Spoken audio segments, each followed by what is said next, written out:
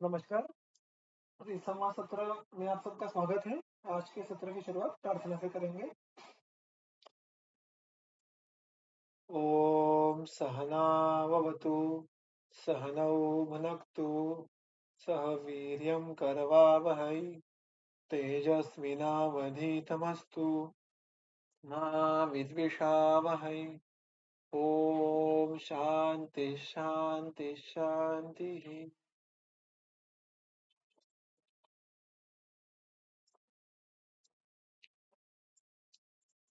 कल हमने जो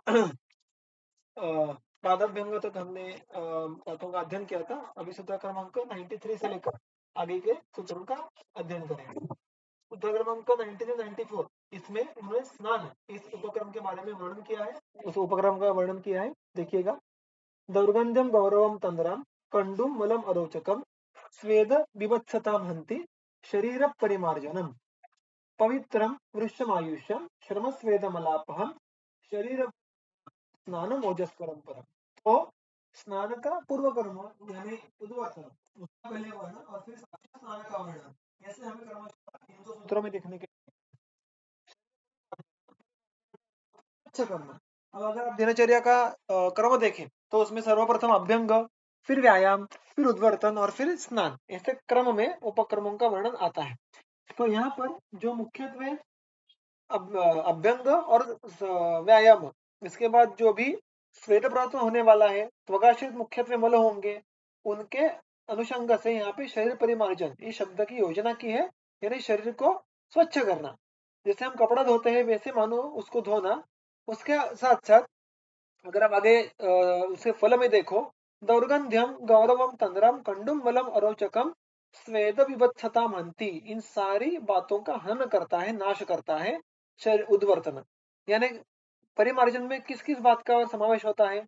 तो दौर्गंध्य, जो दौर्गंध्य आप देखिए, दौर्गंध्य का जो भी संभाव्य संप्राप्तियां होती है, एक तो विसर्ग गुण, ये पित्त के आश्रय से रहता है, सामता के कारण हो सकता है, दुष्ट मेध के कारण हो सकता है। ये प्रायः संभाव्य कार्यमीमांसा होती है दौर्गंध्य के पीछे। उद्वर्तन के बारे में जब सोचेंगे तो मुख्यतः दुष्ट मेध के कारण, स्वेद के कारण अगर दौर्गंध्य हो तो वहां पे उद्वर्तन परिमार्जन अच्छा कार्य करेगा। गौरवम, उद्वर्तन में देखिए विशिष्ट गति से, विशिष्ट प्रकार से चूर्णों का उपयोग करना, चूर्ण कलिका का उपयोग करना अपेक्षित है, और उसमें कुछ हद तक घर्षण की क्रिया अपेक्षित है। तो वहां पे होता क्या है, उस द्रव्य और द्रव्य का घर्षण, इन प्रक्रिया से लाघव उत्पन्न होना, क्योंकि वहां पे एक प्रकार का मानो जो अग्नि तत्व है उसका वहां पे अभिव्यक्ति होती है, घर्षण से हम सबको उस बात का अनुभव भी होता है, और उस कारण लाघव उत्पन्न होना, ये बात हमें देखने के लिए मिलती है। अतः जब शरीर गौरव हो उसको भी नष्ट करने की क्षमता इस शरीर मार्जन के पास है। तंद्रा, तंद्रा यानी इसके बारे में हमने पहले देखा था शायद से धूमपान के समय, कि निद्रा निद्रा इव, जागरूक अवस्था में लेकिन नींद में जिस प्रकार इंद्रिय काम करना बंद कर देते हैं, वैसी अवस्था। तो ये भी गुरु गुण के कारण ही देखने के लिए मिलने वाली है। मुख्यत्वे कफ वृद्धि हो, गौरव हो, तंद्रा हो, कंडू हो, ये प्राय सारे लक्षण ये कफ वृद्धि जन्य होते हैं। अतः कफक्षय की अपेक्षा जब है तो हम शरीर परिमार्जन यानी उद्वर्तन का बारे में सोचेंगे। मलम अरोचकम, यहाँ पे मल ये मुख्यत्वे स्वेद स्वेद स्वरूप मल, ये हमें यहाँ पे लेना है, समझ के लेना है। या वैसे भी जो त्वगाश्रित बहिर्मल भी होंगे, हम देखते हैं कि प्रायः धूलिकण होंगे या ऐसे भी कोई अन्य बहिर्मल होंगे, उनका भी मार्जन करना यह अपेक्षित इससे उद्वर्तन से है। अरोचक, अब ये बहुत ही इंटरेस्टिंग फलश्रुति है। मैंने आपको कहा था वैसे कि हमारी एनाटॉमिकल अंडरस्टैंडिंग ये बहुत बार रिस्ट्रिक्टेड होती है, और फिर इस प्रकार के कर्मों को समझना ये कठिन हो जाता है कि जब हम शरीर परिमार्जन करेंगे तो अरोचक, ये त्वगाश्रित ना होने वाला लक्षण कैसे कम होगा?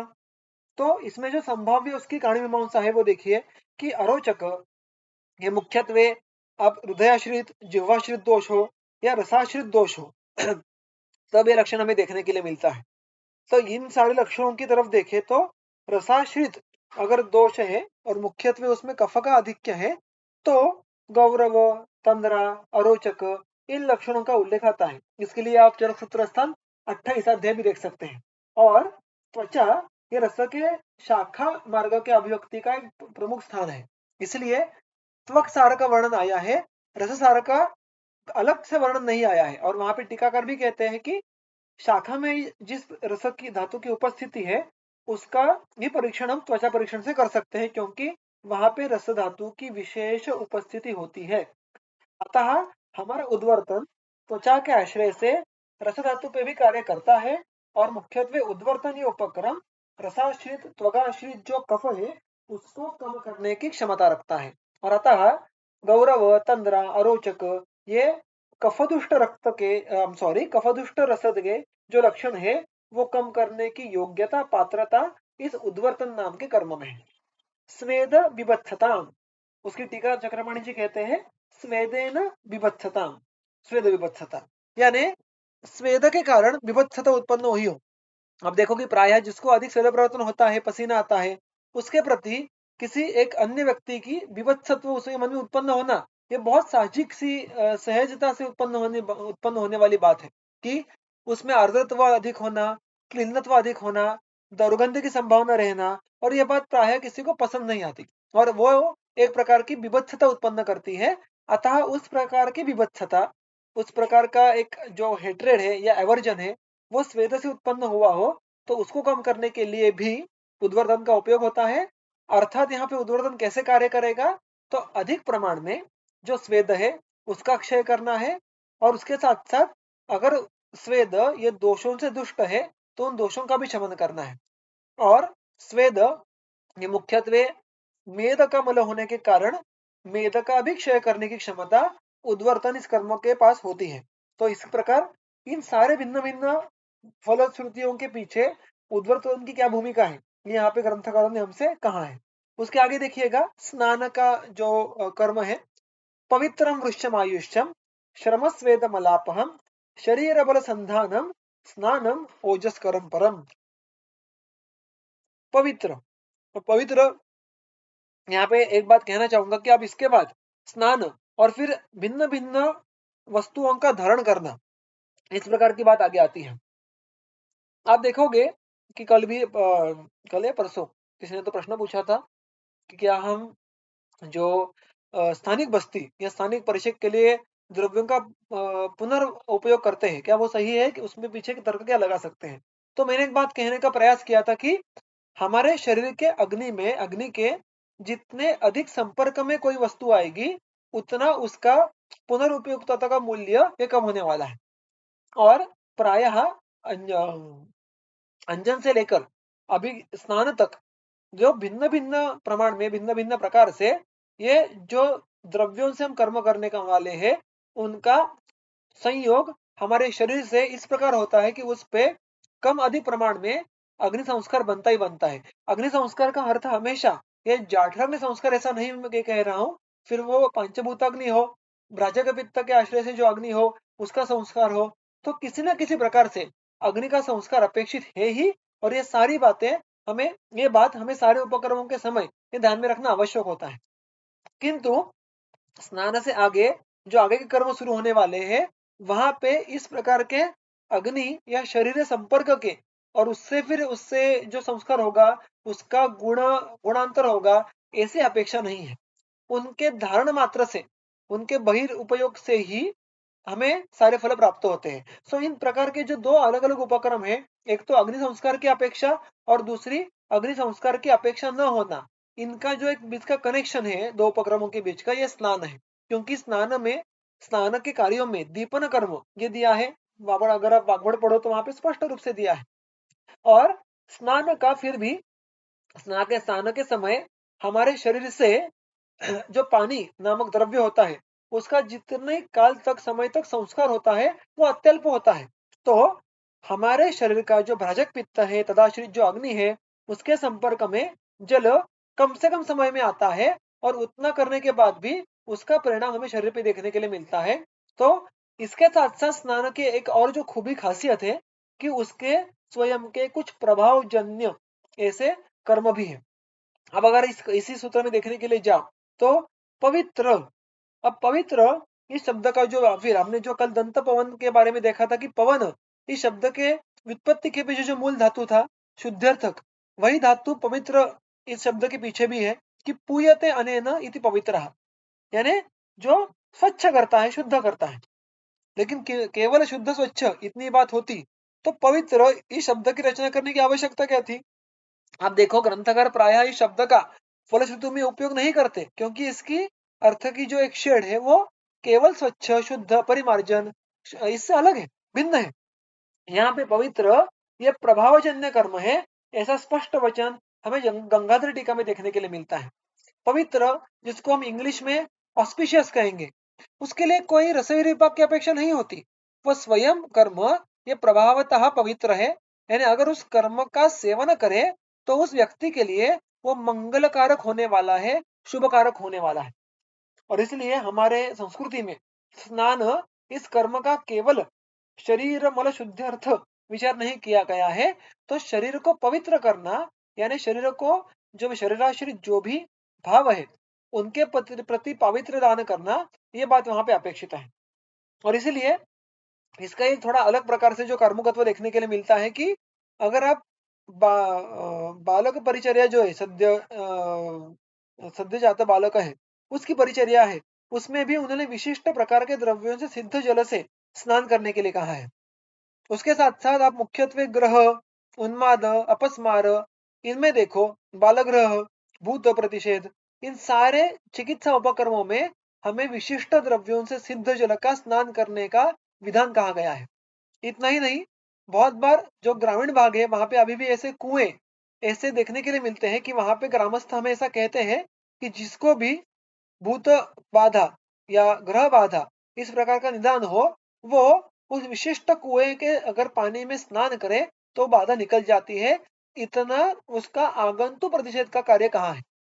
तो ये सारा कार्य ये किसी भी रसवीर विपाक आदि से आगे है, क्योंकि रसादि साम्य यत् कर्म विशिष्टम तत्प्रभावजम। वहां पे स्नान इस उपक्रम की खासियत है कि उससे पावित्र उत्पन्न होता है, केवल शरीर शुद्धि वहां पे अपेक्षित नहीं है। वो तो वहां पे होगी होगी, क्योंकि आगे चलकर उन्होंने कहा है कि श्रम स्वेद मलापहम, so these are very much physical understandings. किंतु पवित्र ये उसका फर्स्ट एंड फॉरमोस्ट जो फल है वो प्रभावजन्य है, मांगल्य कारक है और पंच महाभूतों के परे ऐसा उसका कर्म हमें समझ के लेना है। तो ये बहुत ही महत्वपूर्ण है।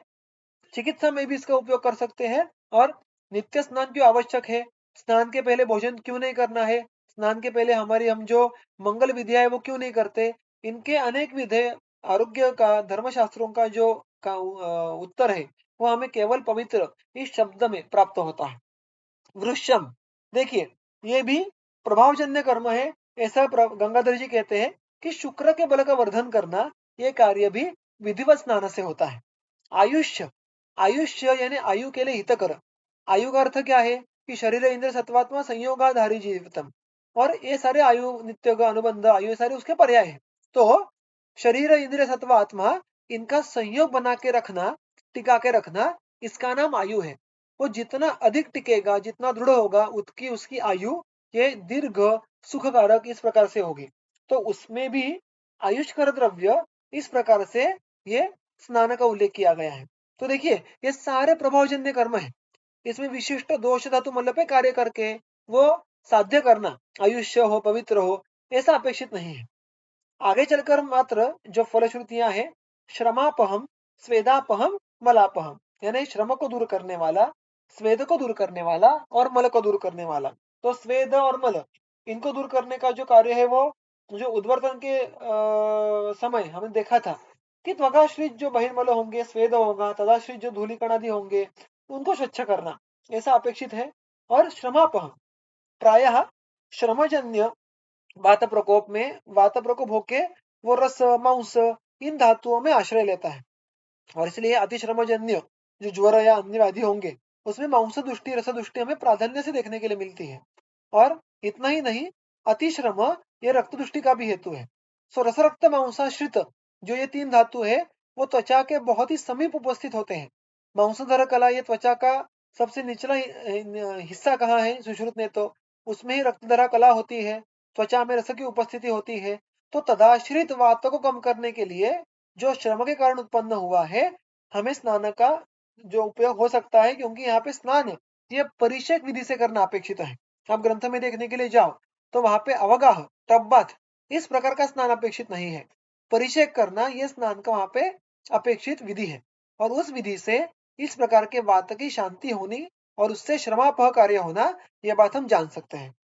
शरीर बल संधानम शब्दों की रचना कितनी सुंदर की है देखिएगा। शरीर बल संधान, संधान का अर्थ है जोड़ना। किसको किससे जोड़ना? तो शरीर को बल से जोड़ना। तो देखिए ये बल को उत्पन्न करना ऐसी बात नहीं कहते, क्योंकि अधिक स्नान करे तो वो अपतर्पण का कार्षण का हेतु कहा गया है। तो अधिक स्नान ये अपतर्पक है कि अधिक यानी कुछ लोग दिन में 2 3 4 बार स्नान कर लेते हैं। तो इन लोगों के लिए दीर्घकाल तक अगर ऐसा करे तो उससे अपतर्पण होता होगा, ऐसा ग्रंथ वचन है। तो विधिवत स्नान करने के साथ शरीर बल संधान कैसे होगा? तो शरीर में ही जो बल उपस्थित है उसका यूटिलाइजेशन करने की क्षमता उत्पन्न करना यह स्नान का कार्य है। तो शरीर को बल से जोड़ना यानी शरीर बल संधान, यानी बल उपस्थित है, शरीर भी उपस्थित है और यहाँ पे बल को शरीर में योग्य प्रकार से अभिव्यक्त करने की योजना करना यह काम स्नान करता है। तो बल वृद्धि इस परिभाषा के बजाय उन्होंने शरीर बल संधान इस परिभाषा की रचना की है। स्नानम ओजस्करम परम, और वो ओज नामक द्रव्य को बढ़ाने के लिए सबसे श्रेष्ठ इस प्रकार का उपक्रम है, ऐसा विधान भी यहाँ पे किया है। यहाँ पर भी गंगाधर जी कहते हैं कि यह भी प्रभावजन्य कार्य है कि उसका ओजवर्धन करने के लिए जिस प्रकार के जिस प्रकार का कार्य अपेक्षित है उसका कारण उसकी कारणी मीमांसा आगे लाना ये रसविर विपाक इस परिभाषाओं के परे है। तो हम उसका उस परिभाषा में एनालिसिस नहीं कर पाएंगे, अतः ये उसका प्रभावजन्य कर्म माना गया है। तो ओजस कर्म परम ये एक बहुत बड़ी फलश्रुति है, सर्वश्रेष्ठ ओजोत्पत्ति करने वाला कर्म, ऐसा विधान उन्होंने स्नान के बारे में किया है। अतः ये सारे केवल विधिवत स्नान करने के जो गुण धर्म है ये पढ़ने के बाद हमें नित्य स्नान का महत्व और वो भी विधिवत स्नान का महत्व क्या है ये बात समझ में आती है। ठीक है। और मैंने कहा था वैसे कि यहाँ पे कुछ गुण धर्म ये प्रभावजन्य थे, कुछ ये दोष धातु मलों पे कार्य करके देखने में मिलने वाले थे। ऐसा एक मिश्रीभूत चित्र ये स्नान के बारे में था। और यहाँ से जो ट्रांजिशन है, जो एक बदलाव आता है वर्णन के या उपक्रमों में, वो आगे ड्रास्टिकली देखने के लिए मिलता है कि प्रायः जो 95 से लेकर 102 तक भिन्न भिन्न उपक्रम है उनके प्रायः अधिकाधिक जो फलश्रुतियां हैं वो प्रभावजन्य है। उनका हम एनालिसिस दोष धातु मल रसवीर विपाक इनके स्तर पे नहीं कर पाते हैं और ये सारे उपक्रमों का वर्णन यहाँ से आगे शुरू होता है। तो इसलिए इसमें एलेबोरेशन करने के लिए थोड़ी कम बातें होंगी शायद मेरे पास, तो उतना एक ध्यान रख के हम इसके आगे के सूत्रों को पढ़ना शुरू करेंगे। काम्यम यशस्यम आयुष्यम अलक्ष्मीघ्नम प्रवर्षणम श्रीमत् पारिषदम शस्तम निर्मलांबर धारणम। अंबर यानी वस्त्र, निर्मल यानी मल रहित, स्वच्छ शुद्ध। अब यहाँ पे उन्होंने कहा है कि केवल स्वच्छ शुद्ध वस्त्र धारण करने के, वो कौन से किससे बने हैं, उनका रंग क्या है, प्रायः अनुक्त हो तो श्वेत वर्ण धारण करो, ऐसा शिष्योपनयनी में हमें कहीं कहीं देखने के लिए मिलता है। किंतु यहाँ पर वो केवल वस्त्र के निर्मलत्व के बारे में बात करते हैं और उसको पहनने के यानी साफ सुथरे स्वच्छ इस प्रकार के वस्त्र परिधान करने के गुण कर्म क्या है। काम्य, काम्य का अर्थ वो कहते हैं कामाय हितम, जो कामना आपके मन में है उसको पूर्ण करने के प्रति मदद करना, ये एक कार्य है निर्मलांबर धारण का। यशस्यम, यशस्यम यानी आपके कर्मों में यश प्राप्ति करवा के देना, इसमें भी ये कर्म मदद करता है। आयुष्य का अर्थ हमने पहले ही देखा कि शरीर इंद्र सत्व आत्मा इनके संयोग को बना के रखना, यह आयुष्य का अर्थ होता है। अलक्ष्मीघ्नम, ये फलश्रुति बहुत बड़ा में देखने के लिए मिलती है। तो अलक्ष्मी इसका अर्थ गंगाधर जी यहाँ पे कह लेते हैं दुख जनन, दुख जनन अदृष्टकारिणी, यानी ये कोई अदृष्ट यानी हमें हमारे इंद्रियों से या प्रत्यक्ष प्रमाण से इसके पीछे का कारण दिखाई देता नहीं है, लेकिन इन्हीं ऐसे ही किन्हीं कारणों से दुख उत्पन्न होता है। यानी व्यक्ति में किसी अनऑब्वियस कारण के बिना दुख उत्पन्न होना, ऐसे बहुत सारे लोगों में देखने के लिए मिलता है कि वो दुखी होते हैं किंतु दुख के पीछे का कारण ये स्पष्ट नहीं होता। वही अगर कोई इवेंट, वही इंसिडेंस अगर कोई अन्य व्यक्ति के आयुष्य में उत्पन्न हुआ तो शायद उसको उतनी पीड़ा ना हो, किंतु ये लोग बहुत बार अल्प से कारण के कारण या किसी कारण के बिना दुखी रहते हैं। तो उनमें सतत दुखी रहना ये एक लक्षण मानो हो जाता है। इस लक्षण को गंगाधर जी कहते हैं कि हम अलक्ष्मी ऐसा कहेंगे।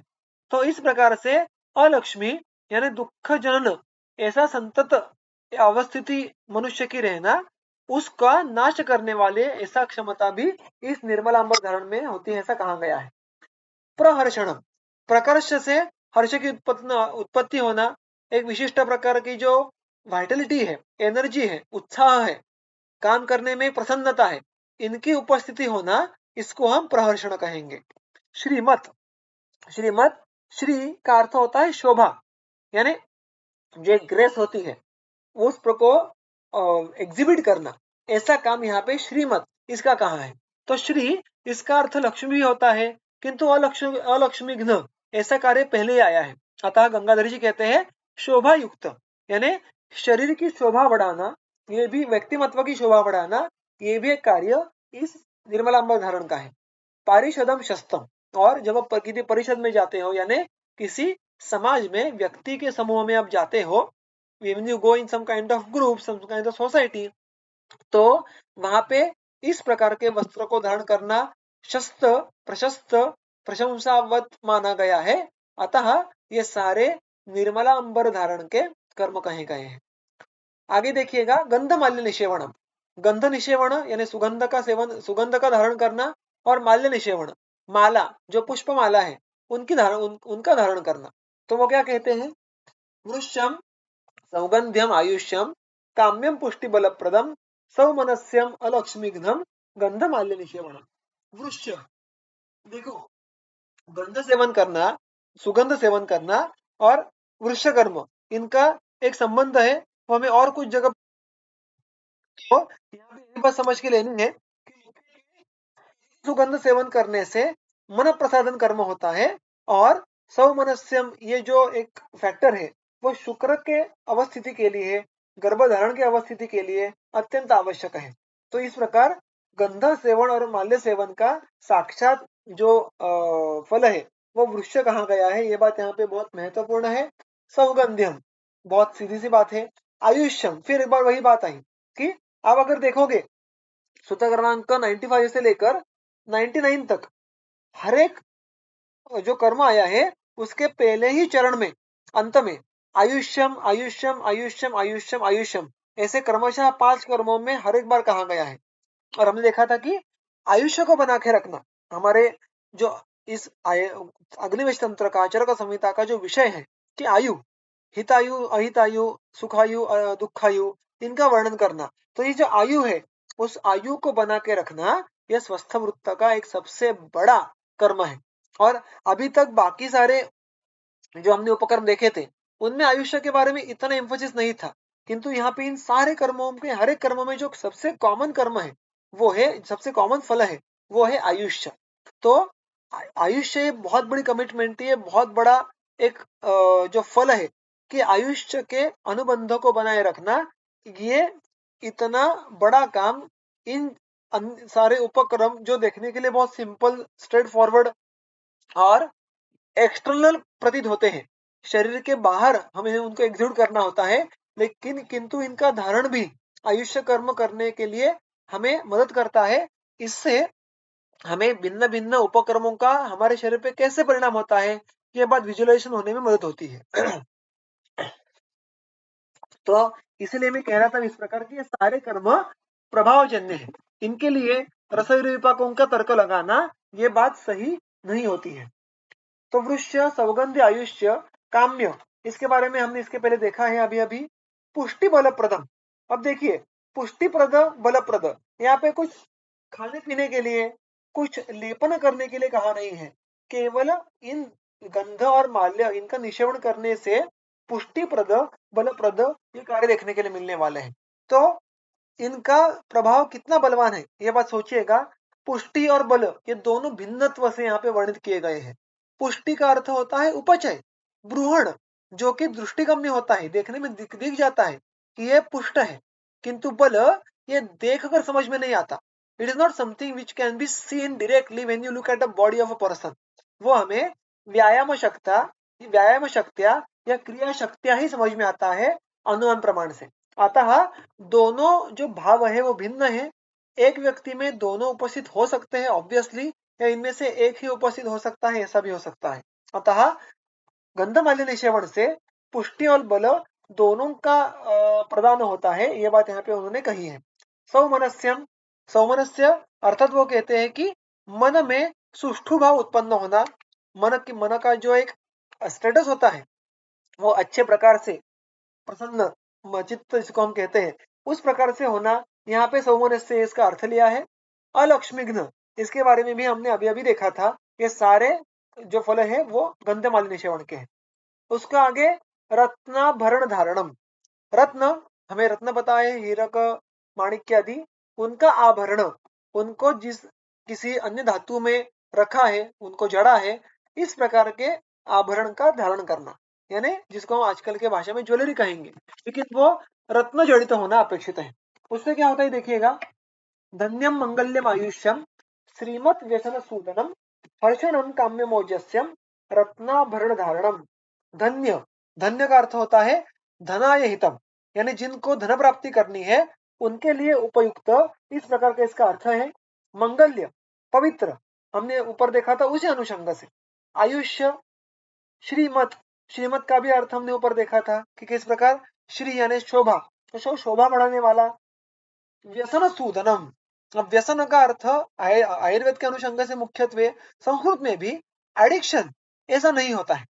व्यसन, इसका अगर आप नीचे टीका में देखो अर्थ, तो सर्प पिशाचादि अभिघात, जो आगंतु हेतुओं में से मुख्यत्वे सर्प पिशाच जो बाहर से अभिघात कर सकते हैं, यानी जो चैतन्य युक्त है, जिनमें स्वयं का एक चैतन्य है, एक कॉन्शियसनेस है, जिसका वो स्वयं को किसी विशिष्ट उनका जो शरीर है मनुष्य का उसके प्रति जाने की क्षमता रखते हैं, ऐसे जो हेतु है सर्प पिशाचादि, उनका प्रिवेंशन, उसको इस सर्प पिशाचादि का जो आक्रमण होता है उसको व्यसन कहा है।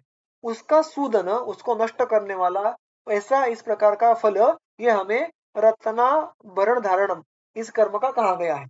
देखिएगा बहुत बार ऐसा हमें भी देखने के लिए पढ़ने के लिए मिलता है कि विशिष्ट रत्नों का धारण करे तो हमें इस प्रकार के जो आगंतु हेतु है उनसे भय नष्ट हो जाता है, क्योंकि ये द्रव्य रत्नादि द्रव्यों का धारण करने के बाद ही इन सारे जो बाह्य सृष्टि में उपस्थित ये जो चैतन्य युक्त जीव में हम कहेंगे, उनको मानव शरीर के प्रति जो ग्रहण करने की क्षमता उनकी कम होती है, क्योंकि ये एक फायरवॉल जैसा बना देता है।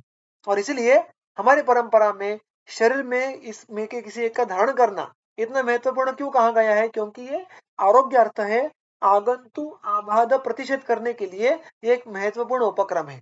और अतः व्यसन सूदन इसका अर्थ है सर्प पिशाच इत्यादियों का जो बाह्य अभिघात होने की संभावना है उसका नाश करना, यह रत्नाभरण का कार्य है। हर्षण, इसका अर्थ हमने इसके पहले देखा है। काम्य, इसका भी अर्थ देखा है। ओजस्य, इसका भी अर्थ हमने इसके पहले देखा है। तो ये सारे कर्म रत्नाभरण धारण, इसका यहाँ पे हमें समझ के लेना है।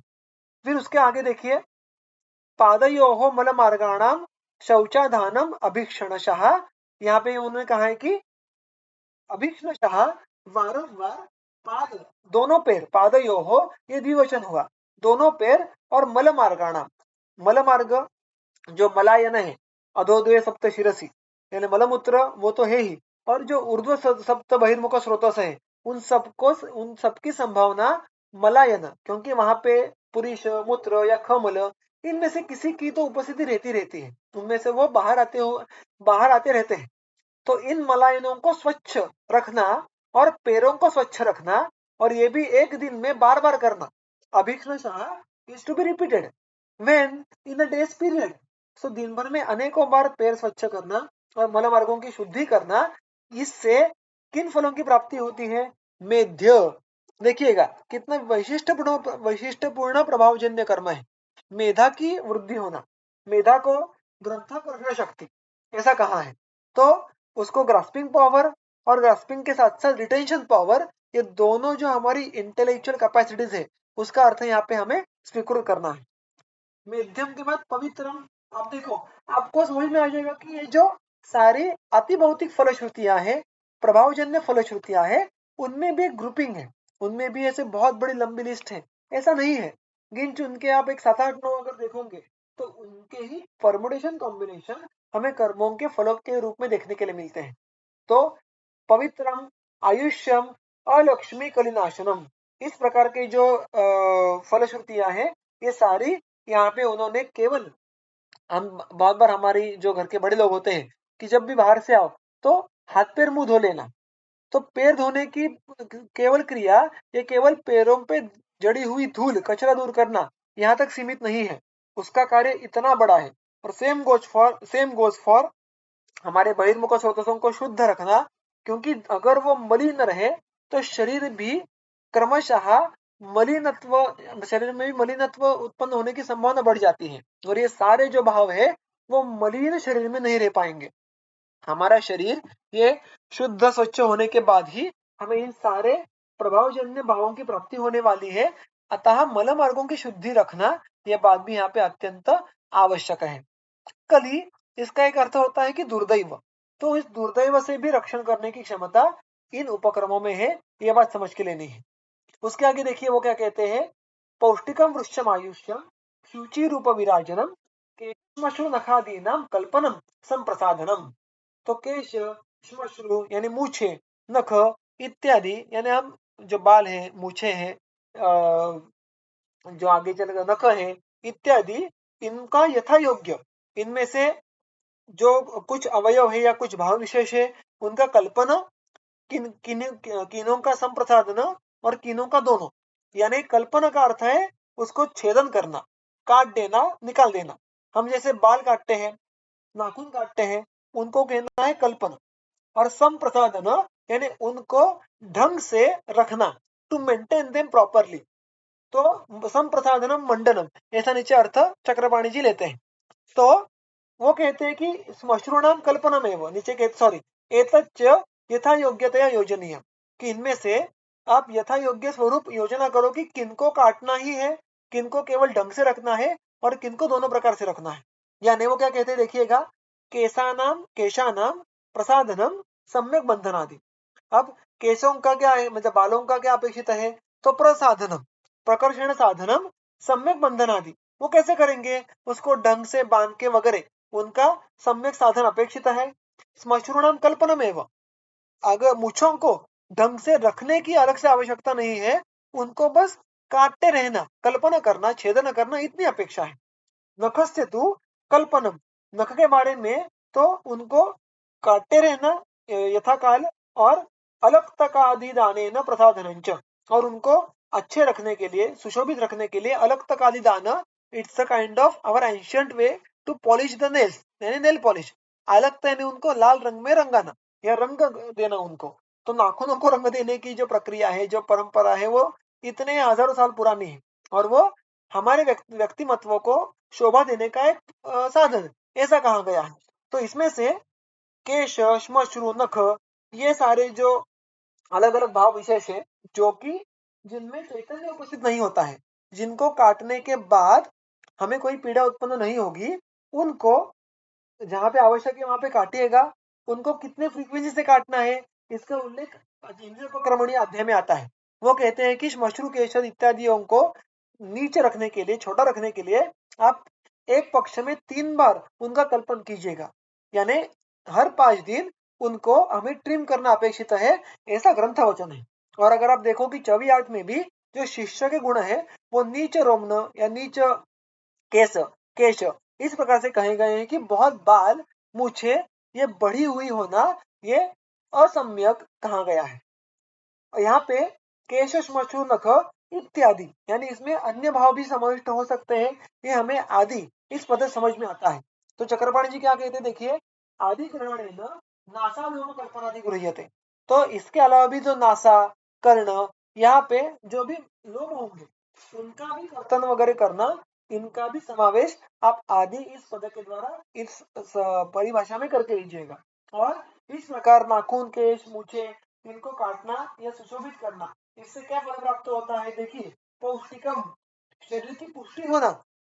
जो अगर हमारे शरीर का जो पोषण के लिए जो भी पोषण का क्रम है, मुख्यत्वे जो आहार रस, ये क्रमशः हर एक धातुओं में स्रोतों में जाकर धातुओं में, उपधातुओं में, मलों में परिणत होता है।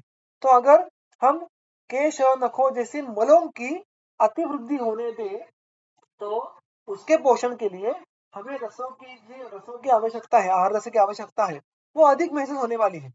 अगर नख, केश, ये जो मल स्वरूप भाव है वो अल्प होंगे, कम होंगे, तो उनके पोषण की आवश्यकता भी कम होगी, और अतः उसके लिए रस की जो व्यय है, रस का जो खर्चा है वो अधिक नहीं होगा। उसका विनियोग शरीर के अन्य धातुओं के पुष्टि के लिए हो सकता है। यह बात हम पौष्टिक इस शब्द से समझ में ले सकते हैं। वही वहां पे हो गई कि शुक्र तक अच्छा पोषण होना, आयुष्य, ये बात हमने देखी है। शुचि, ये देखा है। रूप विराजनम, नहीं, रूप विराजन यानी शोभा, रूप को शोभा मिलना, द पर्सनैलिटी बिकम्स अट्रैक्टिव, ये उसका एक भाग भी यहाँ पे उन्होंने कहा है। केशादि का कल्पना या संप्रसाधन या दोनों करने के जो ये सारे फल है। उसके आगे देखिएगा, पादत्र धारण, पादत्र धारण यानी पैरों में चप्पल ये पहनना। चक्षुष्यं स्पर्शनहितं पादयोः व्यसनापहं बल्यं पराक्रम सुखम वृश्यं पादत्र धारणम। चक्षुष्यम, पाद और चक्षु यानी नेत्र, इनका परस्पर संबंध ये हमने कल पादाभ्यंग के समय देखा था, मैं उसकी पुनरुक्ति नहीं करूंगा। वही तर्क यहाँ पे पादत्र धारण से कहा गया है। स्पर्शनहितं पादयोः, पादों के यानी दो उभय पादों के स्पर्शन के लिए हितकर, यानी वहां पे सुप्ति इत्यादि उत्पन्न नहीं होती है, वहां पे जो स्पर्श है उष्ण शीत आदि, उनका ज्ञान अच्छे से होते रहता है। उसका उस विषय ग्रहण के क्षमता का संरक्षण होता है अगर हम पादत्र ग्रहण करें तो। और उसके आगे व्यसनापहम, व्यसन का अर्थ हम इसके पहले देखा था, किंतु यहाँ पे व्यसन, इसका कार्य केवल पाद के अनुषंग से ही लेना है, ऐसा टीकाकार कहते हैं। यानी पादयोः स्पर्शनहितं, पादों के लिए, पादों के स्पर्शन के लिए हितकर, और पादों के व्यसनापहम, व्यसन के लिए, व्यसनों को दूर रखने वाले, यानी पाद के प्रति जो भी जमीन पे चलने वाले हैं, जो भी अन्य आगंतु हेतु संभव होंगे, उनसे पाद की रक्षा करना, ये काम भी पात्र, पादत्र यानी पादों की रक्षा करने वाला, पादों का यहाँ पे नीचे दिया कि पादद्री धारण करने वाला, यानी हमारे फुटवेयर, उसका ये कार्य कहा गया है। बल्य, बलवर्धन, पराक्रम सुखम, ऐसे एक बात यहाँ पे आती है। अब पराक्रम सुख, इसका अर्थ गंगाधर जी लेते हैं पराक्रमाय सुखम, कोई पराक्रम करना है तो उसके लिए पादत्र धारण अगर करे तो पराक्रम करना, to outperform ourself, to perform efficiently, जहाँ पे हमें हमारी कोई क्षमता का विशेष उपयोग करके कोई असामान्य कार्य करना होता है, उसको हम पराक्रम कहेंगे। तो हमेशा वहां पे उसके लिए अनेक विविध भाव ये कारणीभूत होंगे ही होंगे, किंतु पादत्र धारण होगा तो हमें पराक्रम करने के लिए मदद होती है। पराक्रम सुखपूर्वक, comparatively with lesser effort we can outperform ourselves, ऐसा अर्थ यहाँ पे पराक्रम सुख इस परिभाषा का लेना होगा। वृश्यम, इसको भी, इस उपक्रम को भी वृक्ष कहा गया है। तो देखिएगा, आयुष्य के साथ साथ वृक्ष, पवित्र, श्रीमत, ये भी फल बार बार पुनरुक्त है।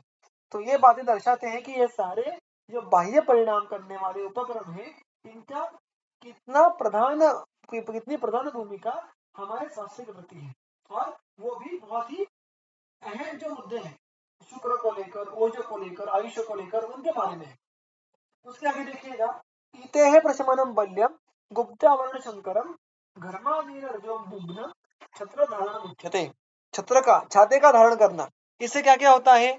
इते है प्रशमनम, इति, इति का अर्थ चक्रपाणी जी कहते हैं रोगादि दुर्दैवम, रोगादि दुर्दैवम, ये चक्रपाणी जी ने अर्थ लिया है।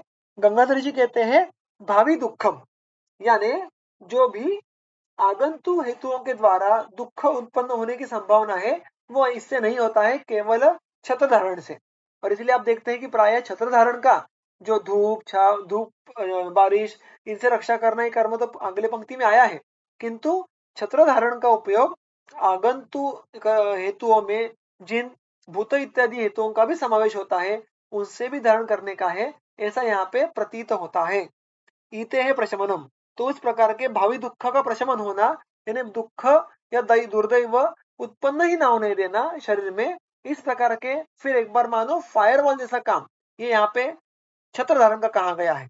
बल्य, बलवर्धन, गुप्त्यावरण शंकरम, शंकर शम यानी शुभ, कर यानी करने वाला, तो शुभंकर यानी हमारे आयुष्य के लिए जो शुभकारक बात होगी उसको हम शुभ कहते हैं, या वो जिस कार्य के द्वारा द्रव्य के द्वारा होगी उसको हम शंकर ऐसा कहते हैं।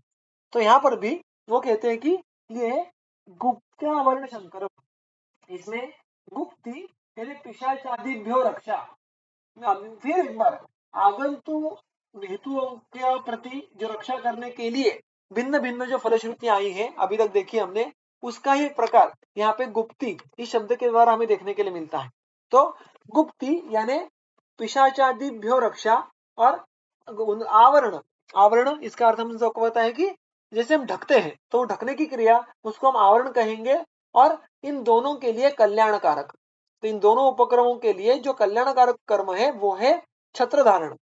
और उसके साथ साथ घर्म, अनिल, रजो, अंबुघ्न, घर्म यानी धूप, अनिल यानी हवा, रज धूलिकण होंगे, और अंबु यानी पानी, इनसे शरीर की रक्षा करना। देखिए तो ये सारे जो स्थूल फल है, ये फिजिकल सारे रिफ्लेक्शन है, इनके बारे में वो कहते हैं कि सबसे अंतिम उनका वर्णन करते हैं।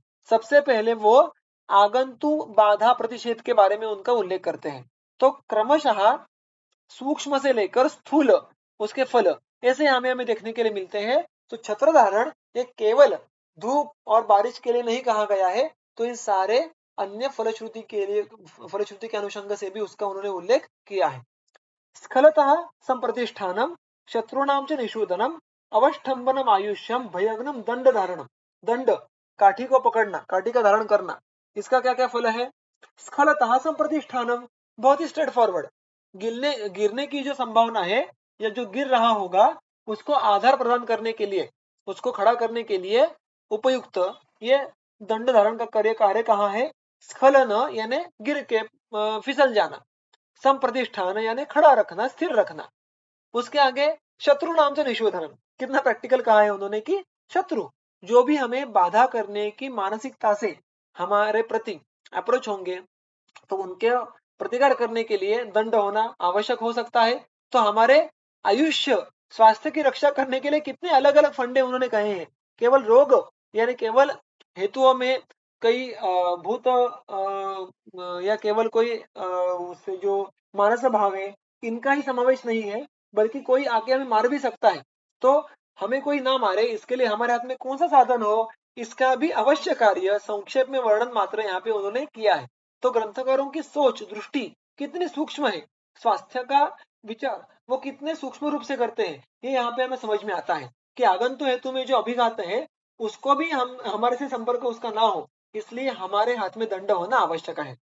अवष्टंबनम आयुष्यम, अवष्टंबन यानी बलप्रदम, ऐसा टीका में दिया है कि हमारे शरीर को बल प्राप्त करना, मुख्यत्वे हम इसका उपयोग इंजुरीज में वगैरह करते हैं, किंतु जिनको भी आयास के कार्य अधिक होंगे, चलना होता है, उनका चलने में जो बल रक्षण करने का एक बहुत बड़ा काम होता है वो दंड का होता है।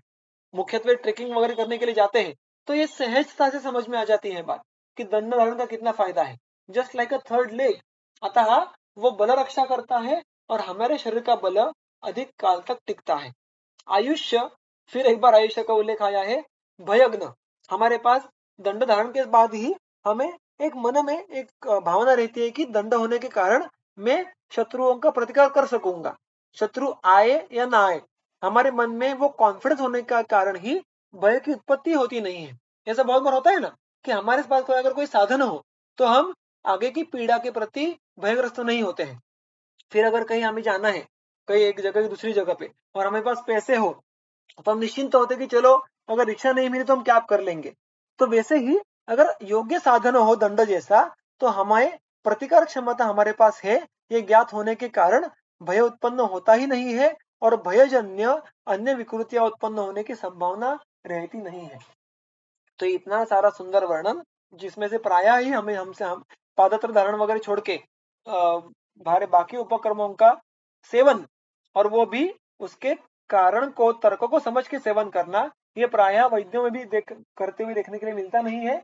तो इनका यथासंभव यथाशक्ति उपयोग करने की कोशिश तो हम सब ने करनी चाहिए, ऐसा हम यहाँ पे कह सकते हैं। आगे के 2 ही सूत्र है जिनके अर्थ बहुत सुंदर है। उसमें चरक संहिता को बहुत ही बड़ा आशय ये हम तक कन्वे करना है, और उसके बाद तो 17 श्लोक करके अध्याय संग्रह, यानी अध्याय में क्या क्या बातें की है उनका इंडेक्शन किया गया है। किंतु ये 2 सूत्रों को भी उनका जो एप्रिसिएशन है वो आपके सामने रखने के लिए मुझे कुछ समय की आवश्यकता होगी। तो मुझे जो लगा था कि शायद मेरा आज ये वाचन पूरा हो, तो वो नहीं हो पाएगा, इसलिए क्षमस्व। किंतु मैं इन 2 सूत्रों को हड़बड़ाहट में आपके सामने नहीं रखना चाहूंगा। तो इन 2 सूत्रों को और इस अध्याय के 17 श्लोका को मैं अगले सोमवार को आपके सामने रखूंगा, और उसके उस सत्र में ही हम इसके आगे का जो अध्याय है, अध्याय क्रमांक 6 तस्याशीतीय, उसका प्रारंभ करेंगे। तो अगर किसी को आज के सत्र के बारे में कोई प्रश्न हो तो अभी आप मुझे पूछ सकते हैं, अन्यथा मेरा सत्र यहाँ पे मैं समाप्त करूंगा।